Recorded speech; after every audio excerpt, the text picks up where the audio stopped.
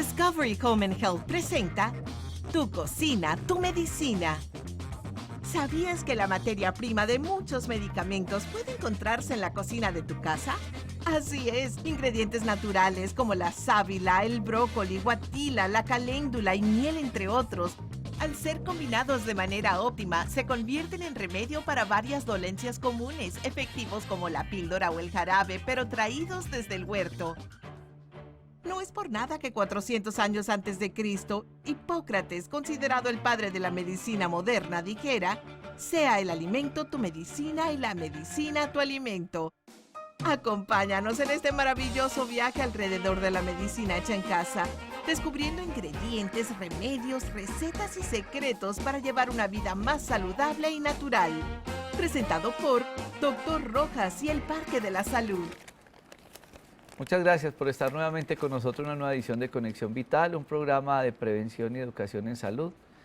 Recuerden que nosotros en Conexión Vital, que llevamos 19 años, lo que pretendemos hacer es un proceso educativo. Gracias a esto hemos podido estar o estamos en muchas cadenas de televisión y ahora en Discovery, como ustedes ven. Queremos es que todos ustedes cada vez más se comprometan más con el tema de la salud. Nosotros tratamos de hacer algo muy didáctico para que ustedes se familiaricen con el tema, pero que todos ustedes entiendan la importancia de la consulta, exámenes de laboratorio, que tengan esos apoyos diagnósticos que son tan importantes para uno poder tener un diagnóstico. Muchas de estas patologías que a diario nosotros hacemos en este programa, nosotros las escribimos y fue el resumen de muchos artículos que se escribieron en periódicos y sale de ahí un libro que se llama Las 100 enfermedades más frecuentes. Ese libro viene con otro libro y es el único en Colombia que son 2 libros en uno y se llama Cómo hacer de la cocina una farmacia. Estos 2 libros que ya superaron las 100.000 copias vendidas en Colombia, ustedes la encuentran en aeropuertos, en la Panamericana, en Librería Nacional, es decir, en muchas partes, porque la finalidad nuestra es que tengan esa guía, y eso es lo que hacemos a diario, pero también tratamos de desarrollar temas que sean como esos motivos de consulta más frecuentes que estamos viendo en la consulta, e invitar especialistas en estas áreas. Hace mucho tiempo tuve la oportunidad de conocer un odontólogo. Este día no odontología, no, hoy no vamos a hablar de odontología. Este odontólogo se fue a recorrer el mundo conociendo laboratorios. Creo que es de las personas que más laboratorios podrán haber conocido en el mundo, y a investigar y a estudiar. Y por circunstancias de la vida, su cuerpo hizo también una diabetes, y él empezó a estudiar y a investigar todo ese tema. Pero también estudió e investigó mucho el tema de la flora intestinal. ¿Qué es eso de los probióticos, de los prebióticos? ¿Qué papel juega en el cuerpo? Y realmente se convirtió en un asesor para nosotros muy grande, para nuestros parques de la salud y en los medios de comunicación donde ha estado con nosotros haciendo este tipo de programas. Él es el doctor Jorge Iván Arias, que además es especializado en odontología neurofocal. Atiende en Pereira y en Manizales. Doctor Jorge Iván, muchas gracias por estar con nosotros y bienvenido a Conexión Vital. Muchas gracias, doctor Rojas. Bueno, como siempre, listos para ayudar a la gente. Qué bueno. Esa es básicamente la función nuestra, ¿no? Como profesionales de la salud siempre estamos ayudándole a los demás. Bueno, entonces, pues yo lo llamaba y usted me decía: Jorge, bueno, vamos a hablar de esos temas tan importantes, que es la diabetes y cómo es eso que se está actualizando y hablando cada vez más de la flora intestinal. Bueno, primero que todo, lo que queremos es enfocar a que la gente oye muchas cosas todos los días. Entonces, que tomemos probióticos, que tomemos fitoterapéuticos, que tomemos nutracéuticos que nos sirvan en diabetes. Vamos a repasar un poquitico ese concepto de qué nos sirve, qué hay realmente, qué se ha estudiado y lo último. Entonces, probióticos, a mí la gente me pregunta, me llama, me escriben por WhatsApp, que qué me tomo, que cuál esto. Primero recordar que el probiótico no es un yogur. Un probiótico tiene que reunir unas condiciones especiales, son unas bacterias que se cultivan generalmente en leche y que tienen que tener unas cepas muy especiales. Debe ser una mezcla de un lactobacilo con un estreptococo y un bifidobacterio. Si no tiene esas condiciones es un simple yogur. Si las tiene, podemos hablar de un probiótico. Y un pre es el alimento de esas bacterias. Entonces, cuando las bacterias están en nuestro intestino, se alimentan o sacan lo que necesitan de la dieta. Ellas siempre usan oligofructosas o son las únicos, los lactobacilos son los únicos seres vivos junto con el comején que pueden procesar la celulosa.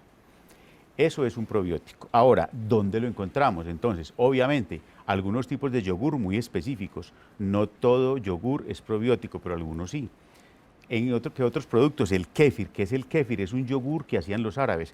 Tiene unas cepas muy especiales, ya se consigue aquí en el mercado. Entonces, tenemos algunos tipos de yogur que lo contienen. El kéfir. Otra cosa que lo contiene es el miso. Entonces, a veces ustedes ven en el supermercado una pasta, es una pasta de soya fermentada, de origen también medio oriental, porque todos estos probióticos comenzaron por ahí en esta zona de Bulgaria, Turquía, pues Medio Oriente, donde la bacteria vive en el bosque. Entonces el miso es una pasta de soya fermentada, pero tiene que ser fermentada, que contiene probióticos. Otro que lo tiene es el chucrut o sauerkraut alemán. Algunos que les gusta la gastronomía, es el repollo fermentado que comen en Alemania. Eso lo ponen bajo la tierra unos 3 meses y luego ese repollo fermentado se lo comen. Ese repollo contiene probióticos. Otra cosa es el pan de masa madre, no es el pan integral. Hay que diferenciar eso. No sé si el doctor ha hecho programas con eso.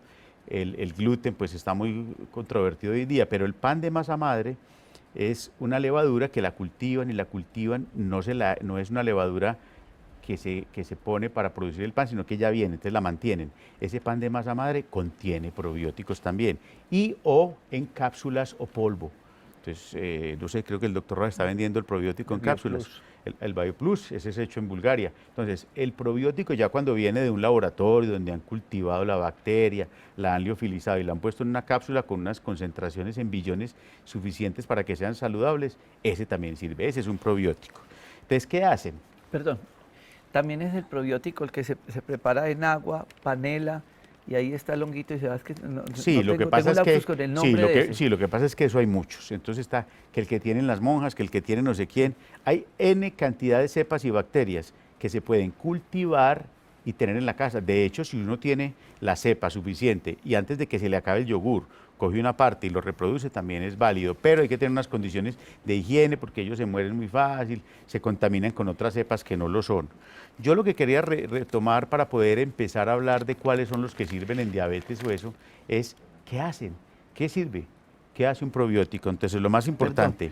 como tenemos que ir a corte comercial y usted va a entrar en un tema tan importante, yo creo que ustedes estén muy atentos, porque es que esa es la pregunta, lo que acaba de decir el doctor Jorge Iván Arias. ¿Y qué es? ¿Y para qué sirven? ¿Y qué hacen? ¿Y dónde están? ¿Y por qué hay que estar en ese proceso reparativo y en ese proceso? Entonces es importante que tengamos eso muy claro, que lo hablemos después del corte comercial. El nombre es kombucha. Ese es el kombucha. Ese es uno, ese es un tipo de... Hay muchos que son levaduras, otros que son... ojo, la levadura como tal, un hongo, no es un probiótico.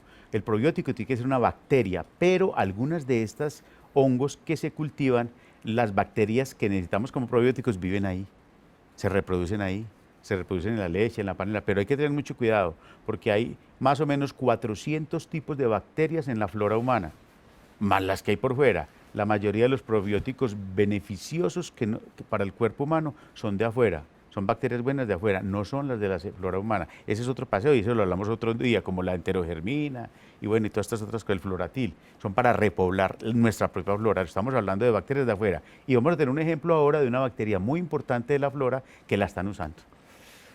Bueno, quedé con una cantidad de cosas que... Vamos a hacer corte comerciales porque si es bueno que así de pronto, como tengo toda esa gana de saber información suya, nos las cuente después de estos comerciales. Ya regresamos.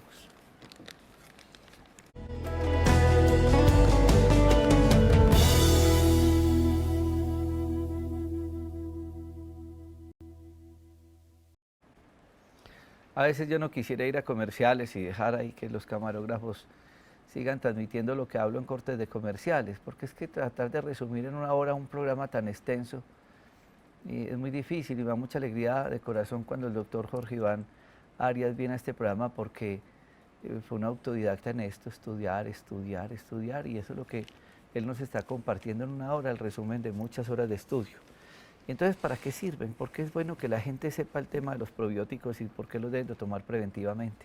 Ok, los probióticos tienen uso muy específico. Lo que pasa es que se habla que los probióticos son la medicina del futuro. En un programa anterior hablamos un día de los farmabióticos.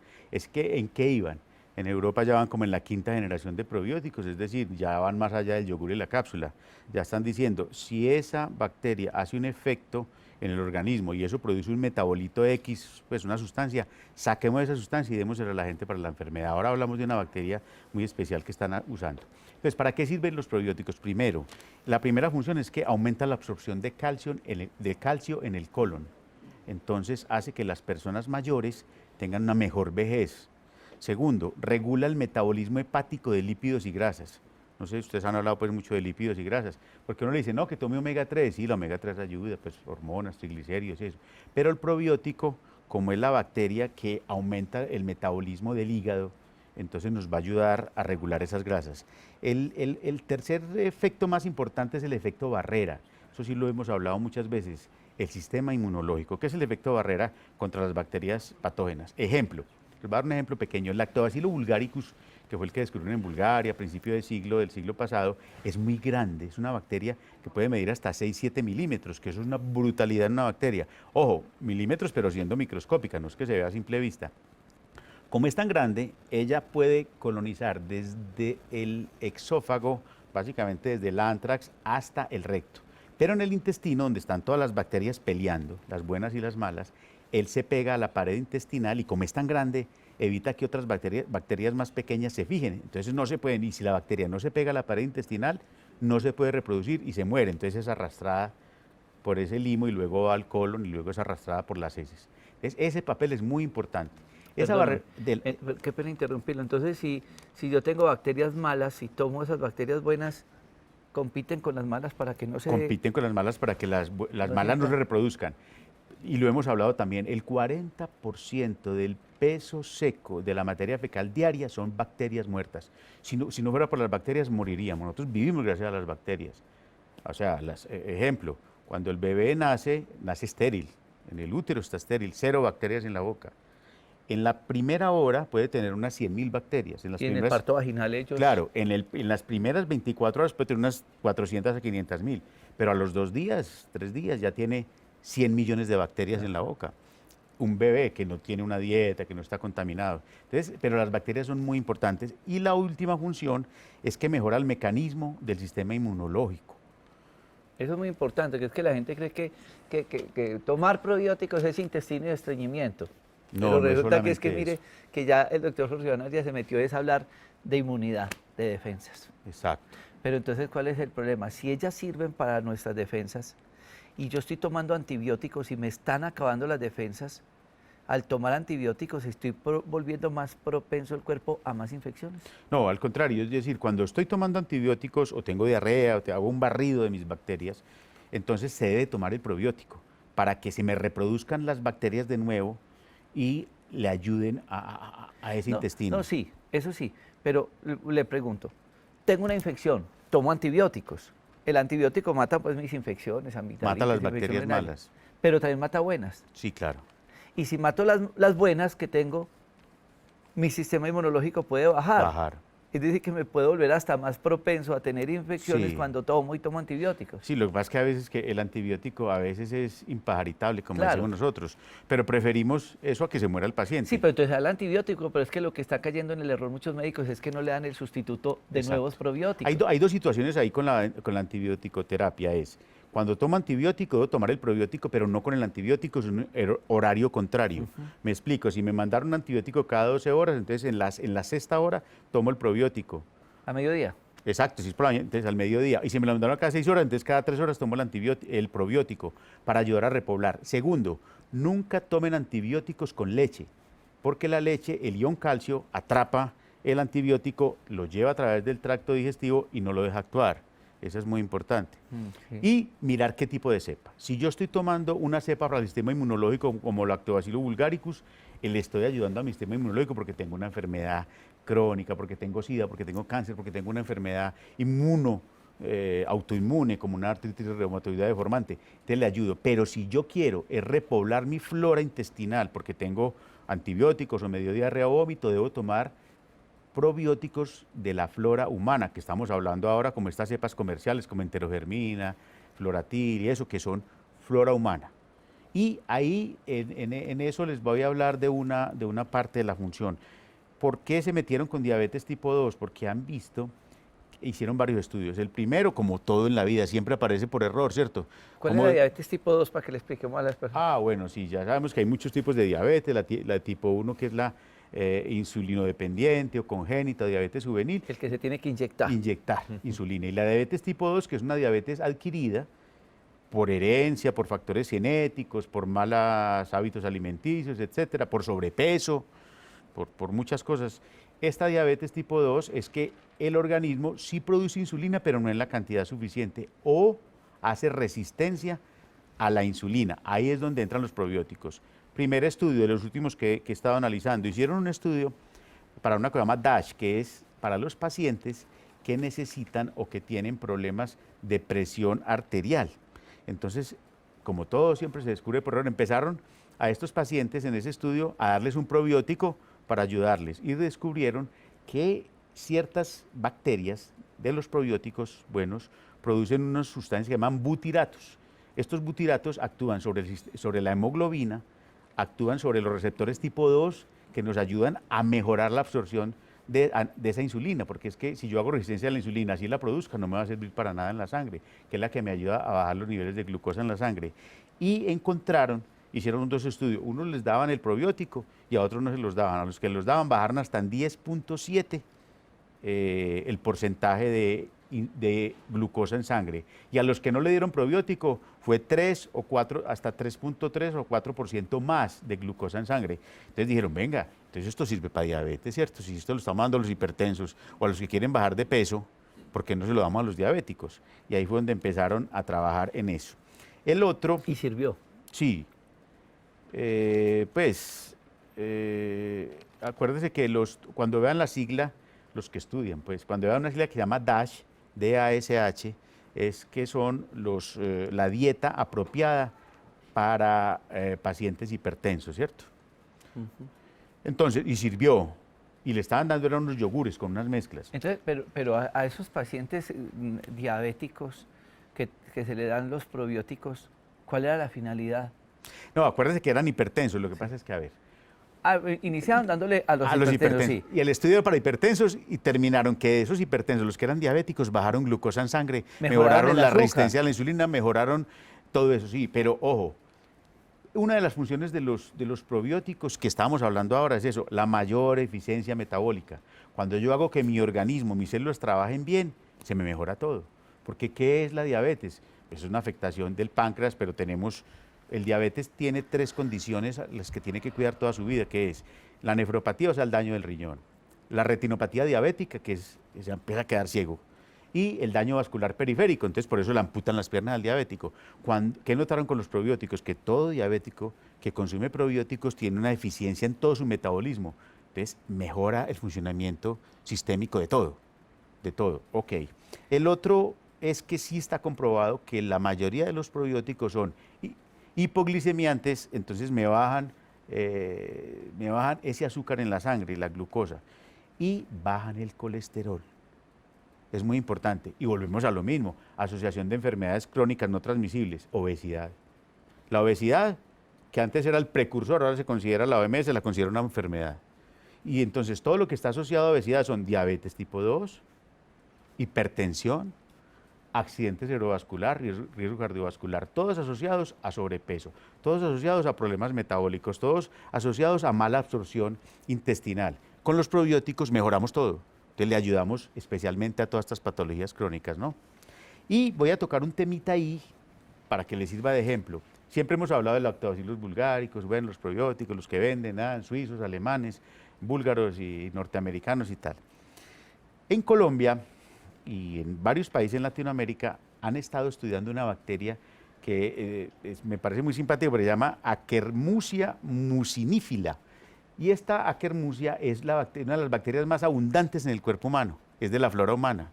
Y a algún médico se le ocurrió, dice, venga, ¿y por qué no sacamos esa bacteria que yo veo que a los pacientes que empiezan con diabetes se les disminuye? Al paciente obeso se le bajan, no solamente se le baja su recuento, sino que notaron que a los pacientes obesos, hipertensos y sobre todo diabéticos tipo 2, que casi siempre el diabético tipo 2 es hipertenso y es obeso, pero se notó que esta bacteria se le bajaba el recuento. Dijeron, venga, entonces démosle, saquemos esta bacteria, la cultivamos, que es de la flora, la pasteurizamos, inclusive ensayaron que a 70 grados no se moría, y se la volvemos a dar, y esto ha sido una locura. Entonces ya hay países como México, en Europa, Dinamarca, Alemania, Inglaterra, que están haciendo eso, sacan la bacteria y se la vuelven a administrar al paciente. ¿Qué encontraron? Ya multiplicada, ya. Sí, claro, Sí. volverle a dar, pero específicamente esa bacteria, se la sacan al paciente. ¿Y qué encontraron? Encontraron uno, que tiene una proteína que se llama AMUC 1100. Está en la pared de esa bacteria y esta va a los receptores tipo 2 de insulina en la sangre y hace que recojan la poquita insulina que el paciente produce, la reciban mejor. Dos, no estimula la producción de insulina, porque lo que yo he hecho en los estudios, lo vamos a ver en fitoterapéuticos y en suplementos dietarios. Sí, yo conozco muchos hipoglicemiantes, muchas sustancias a todo nivel que bajan el azúcar en la sangre, pero no estimulan o no producen más insulina.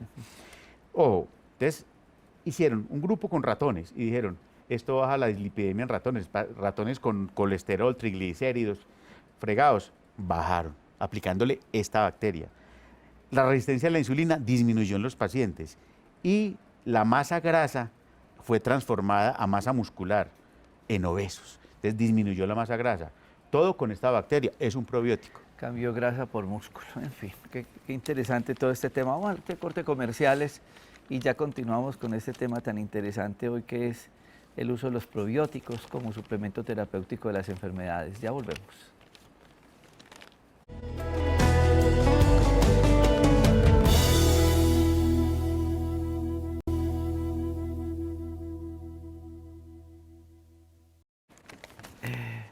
Pregunta Pilar López que si para uno utilizar probióticos debe estar purgado. Yo no recomiendo las purgas, yo siempre recomiendo las purgas a mis pacientes cuando van a empezar un tratamiento. De hecho, uso el producto del doctor Rojas, es decir, productos como el Desintol, había uno que sea muy bueno, el Laxavir, y lo descontinuaron.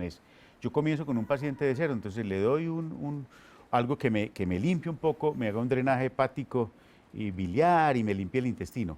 Pero no necesariamente hay que hacer eso para empezar con los probióticos, porque es que borramos muchas cepas buenas cuando hacemos esas purgas. Las purgas deben ser muy bien dirigidas y muy biológicas, por ahí cada 3 meses o 6 meses. Muchas personas se preguntan cómo saber en qué condiciones está su flora intestinal, si con un coprológico o que si hay algo que nos pueda orientar.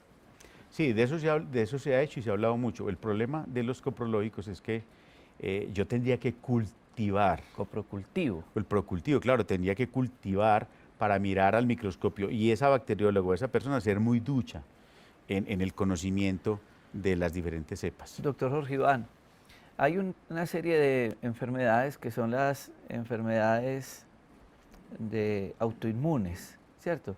Entonces está el síndrome de Sjögren, está el síndrome de Raynaud, el lupus, la diabetes, la artritis. Pero la artritis reumatoidea deformante, porque sí, hay otras que no son del sistema. Fibromialgias, psoriasis, bueno, tantas. ¿Hay una alteración en la flora intestinal de estas personas?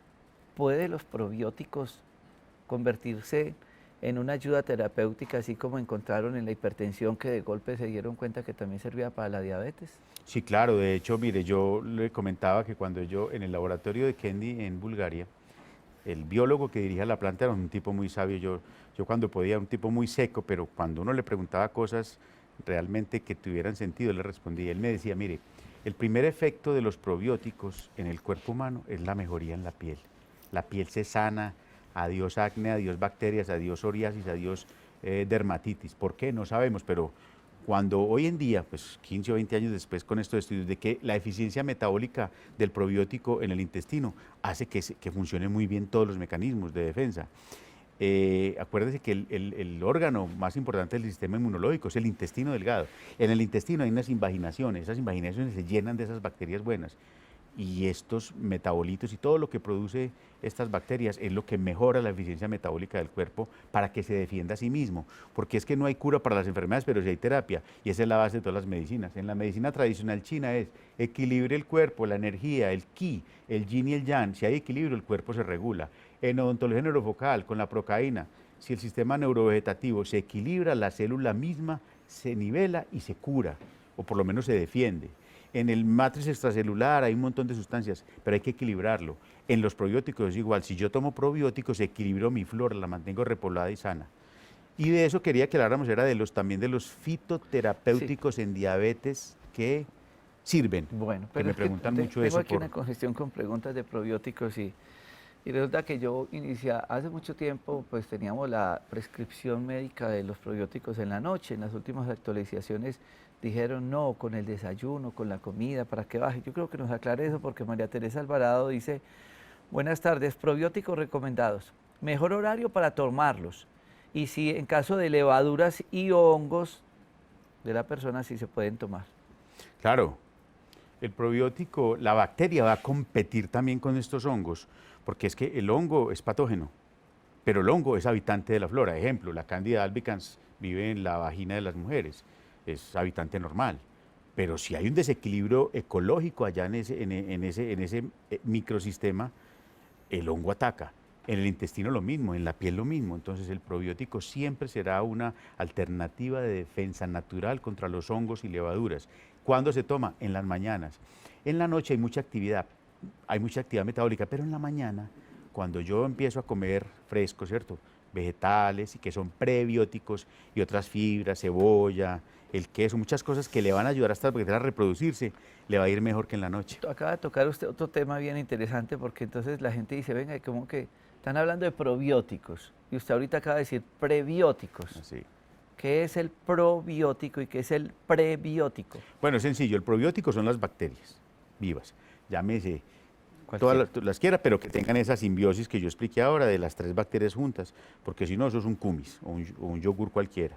Tiene que tener esa. Casi todos los probióticos que se cultivan, no importa la cepa, tienen acidófilos, porque el acidófilos está en la leche de las vacas y de las cabras y todo eso. Entonces, el probiótico son las bacterias vivas, en pro de biovida. El prebiótico es, para que lo entiendan, es como el fiambre de las bacterias, es el alimento de las bacterias. En el caso de algunos laboratorios que la venden en cápsula, como el BioPlus del doctor Rojas, tiene unas bacterias, tiene lactobacillus acidófilos, Streptococcus thermophilus y el bifidobacterium, pero tiene un prebiótico que se llama inulina.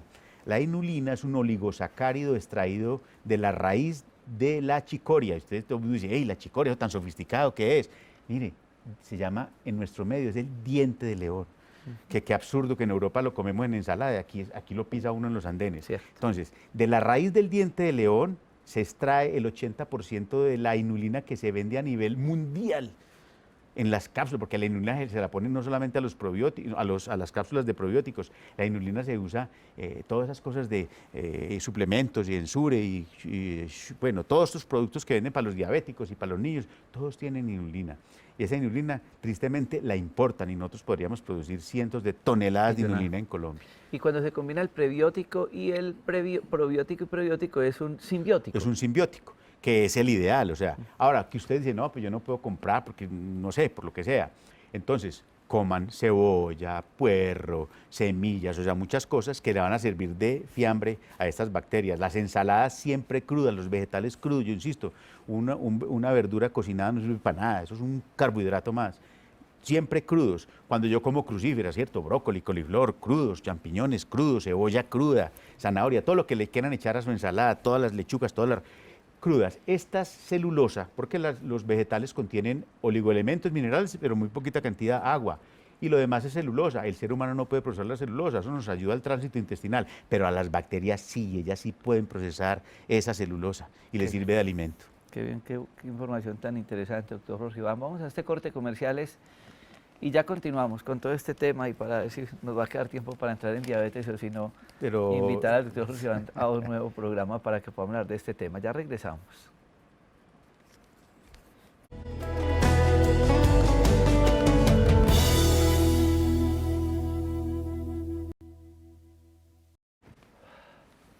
Como otra de las finalidades hoy del programa es tocar un poco el tema de diabetes, y ya el doctor Rosiano nos ha explicado muy bien la importancia de consumir esos probióticos en diabetes, en hipertensión, en enfermedades autoinmunes y en prevención. Obesidad. Yo les cuento, yo todos los días me tomo, como dice el doctor, el BioPlus, el BioPlus en el desayuno, porque sé de las bondades que tiene consumirlo. A muchos pacientes los damos. En el programa de limpieza de colon con recambio de flora intestinal se los damos 2 veces al día, más los prebióticos y arcillas y demás, y veo unos resultados maravillosos. Pero usted nos quiere complementar ese tema de diabetes, especialmente tipo 2, y fitoterapéuticos. Sí, básicamente lo siguiente, a mí me consultan mucho a través del WhatsApp y eso, y me escribe la gente. Entonces, ¿qué sirve para diabetes? Hemos hablado y usted se va donde cualquier médico, cualquier hierbatero, el que vaya le va a recomendar una hierba, que el delirio en rama, que el no sé cuál, que el este, que el otro, que sí, que tome lo que quiera, que en suplementos dietarios, que el picolinato de cromio es excelente, que todos son ayudas, pero cuando uno se pone a revisar, en la última, yo hago revisiones periódicas desde estudios clínicos y cosas de esas, en la última que dice, la mayoría de los suplementos dietarios y fitoterapéuticos no se ha demostrado que tengan alguna afectación directa sobre el páncreas o que le ayuden a la insulina. Algunos son hipoglicemiantes. Entonces miremos las revisiones de los últimos. Primero, el primero que se ha vuelto muy popular, se está entrando a Colombia, se llama chaparro rojo. El chaparro rojo lo hemos conocido toda la vida como yuco. Bueno, es una planta muy conocida. Mis abuelos, no sé si algunos se recuerdan, la cuasia. Entonces lo tomaban para el hígado y eso. El chaparro rojo es de la costa este de Estados Unidos, de California, pero hay una variedad de chaparro en Centroamérica. De hecho, el chaparro como bebida es la bebida nacional de El Salvador, así como la chicha morada del Perú, el café en Colombia. Entonces ese chaparro se toma mucho en Centroamérica, pero ese chaparro tiene propiedades hipoglicemiantes. Ya le han hecho estudios, de hecho la Universidad Nacional le hizo un estudio, ellos tienen un departamento muy interesante que le hacen todo el análisis cualitativo y fitoquímico a todos los herbales. Entonces encontraron que en la cáscara, en la corteza y en las hojas hay unas sustancias, hay unos terpenos y fenoles que son hipoglicemiantes, pero no producen o estimulan la producción de insulina. Entonces hay que aclarar eso. Estas variedades de chaparro ya hay unas en toda América, hay, en Sudamérica, Centroamérica, pero el original, pues el que tiene más efecto, está en Estados Unidos y algunas variedades, subvariedades en Centroamérica. ¿Qué encontraron en la nacional? Que sí es hipoglicemiante, pero que también tiene unas toxinas asociadas a unas cosas que ellos analizan, L50, L40, ellos sacan unos grupos pues, de toxinas y dicen, tiene unas toxinas que son indeseables, entonces puede tener efectos indeseables. Por eso la fitoterapéutica, cuando se hace directo de la hierba o de la cáscara, que ya hablamos en alguna ocasión, ¿se acuerda del famoso que cultivaban en Hawái, ¿Cuál? del noni? Ajá. Dependiendo, uno cuando coge un tronco, cuando coge una hierba, coge una cosa, no puede controlar la cantidad. Es muy difícil controlar la cantidad que me estoy tomando. En cambio, cuando está en extracto estandarizado, como el que procesábamos la otra vez para menopausia, que era extracto estandarizado de trébol rojo, entonces se acaba exactamente lo que la señora necesitaba. El otro de los productos fitoterapéuticos que tienen efectos hipoglicemiantes son el fenugreco. Entonces todo el mundo dice, ay, fenugreco, yo he oído hablar de eso. Sí, resulta que el fenugreco es de la India. Entonces usted lo consigue en Estados Unidos, en Europa, porque lo usan como condimento. Pero el fenugreco se ha usado por más de 2000 años en la medicina ayurvédica y es hipoglicemiante, más no ayuda a producir insulina. Lo consumen mucho los hindúes en la cocina, el fenugreco. Tiene otros nombres, pero pues para que resumamos. El otro producto es el Ivy Idri, es una especie de calabaza hiedra, se llama calabaza hiedra en español, es de la India, en la India se come. Es parecido a un calabacín, como los que comemos, como el calabacín o estos que usamos para las ensaladas, pero es de una enredadera, poderoso hipoglicemiante con estudios clínicos, pero es de la India. ¿Y el yacón? No, ya vamos para el yacón. Yo hablo de los que tienen estudios, ¿cierto? Después de ese aparece uno en Colombia, que la Universidad Nacional la ha estado estudiando, que es el extracto de uchuva. Aquí que la tenemos tan. Y toda la vida nos dijo que la uchuva échesela para los ojos, que se la eche para no sé qué. No, el extracto de uchuva es poderoso hipoglicemiante. Ah, que si comemos uchuva funciona, sí, pero el problema de la uchuva, no del extracto de la uchuva sola, es que también tiene mucha sucralosa y tiene agua. Entonces, el diabético no se puede exagerar comiendo mucha uchuva porque va a aumentar el nivel de azúcar. Pues van cambiando todo eso porque tenemos que ir a comerciales y ya continuamos. Muy importante que tengan esto. Recuerdo que se repite a las 6 de la mañana este programa y adicionalmente queda grabado en Facebook 3 días y luego en YouTube, buscando también Doctor Rojas, queda grabado por siempre el programa. Ya regresamos. Y el otro es la ginema silvestre, que también.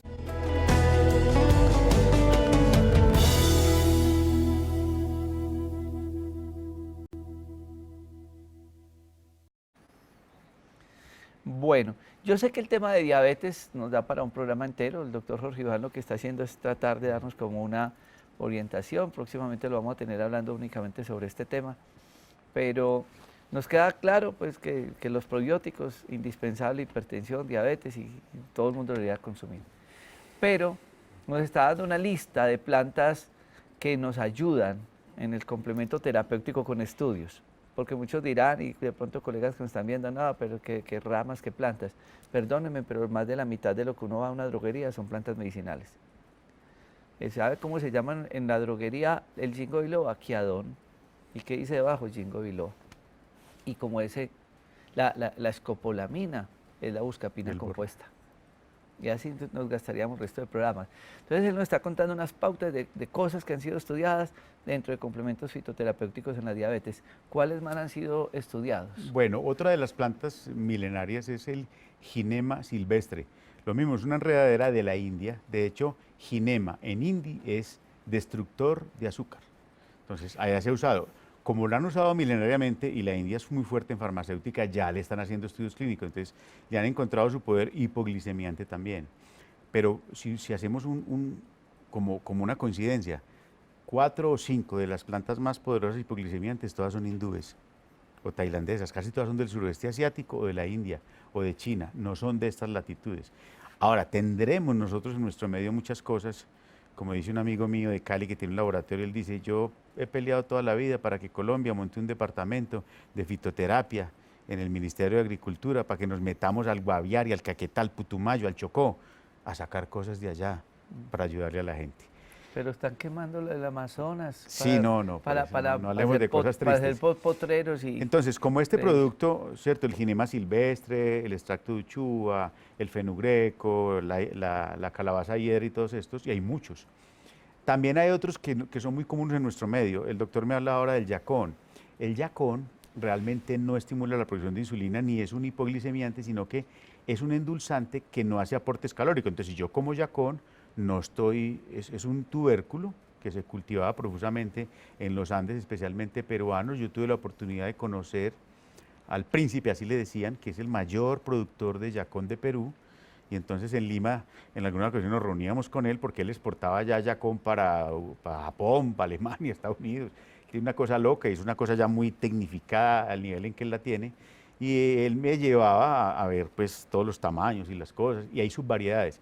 Pero básicamente es como si yo cogiera una racacha o una yuca y me la pudiera masticar sin aportes calóricos y con unos beneficios para el paciente diabético porque me puede servir de carbohidrato pues como alimento.